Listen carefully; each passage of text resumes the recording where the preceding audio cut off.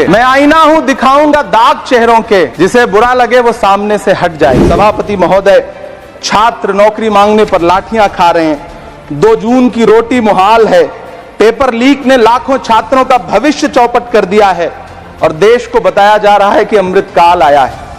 कभी कभी मेरा मन करता है कि मणिपुर में निर्वस्त्र करके घुमाई गई बेटियों से पूछूं कि अमृतकाल आया है या नहीं आया है।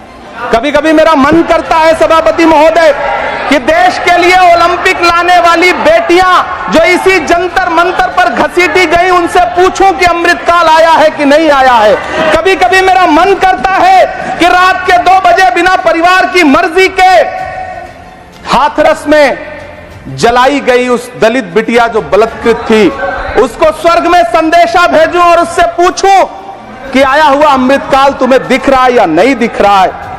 कभी कभी मन करता है कि मैं बिल्किस बानो से पूछूं कि देश में आया हुआ अमृतकाल तुम्हें नजर आ रहा है या नहीं आ रहा है। सभापति महोदय, कभी कभी मन करता है कि भीड़ के जरिए लिंच करके मारे गए पहलू खान की 85 साल की दोनों आंखों की अंधी मां से पूछूं कि देश में आया अमृतकाल तुम्हें दिख रहा है या नहीं दिख रहा है। कभी कभी मन करता है कि ईद के कपड़े खरीद कर लौट रहे 17 साल के हाफिज जुनैद से पूछूं, जिसे बल्लभगढ़ में ट्रेन में लिंच करके मार दिया गया, कि अमृतकाल आया है या नहीं आया है। कभी कभी मन करता है नजीब की मां से पूछूं, कभी कभी मन करता है कि तबरेज अंसारी की विधवा से पूछूं, कभी कभी मन करता है कि सहारनपुर के उन 3 बच्चों से पूछूं जिन्हें छत्तीसगढ़ में लिंच करके मार दिया गया।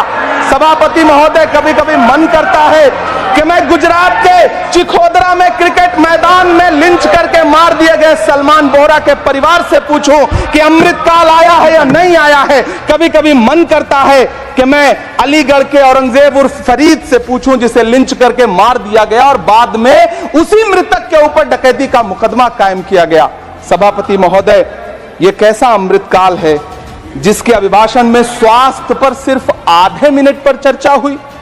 कैंसर के मरीज दिन ब दिन बढ़ रहे हैं, हार्ट अटैक से हंसते खेलते बच्चे जान गंवा रहे हैं, कभी क्रिकेट के मैदान में कभी जिम में, और इस सरकार के पास स्वास्थ्य पर बात करने के लिए आधा मिनट है। सभापति महोदय, कोविड वैक्सीन को लेकर के लंदन की अदालत से जो तथ्य देश के सामने आए हैं, उन्होंने भय फैला रखा है।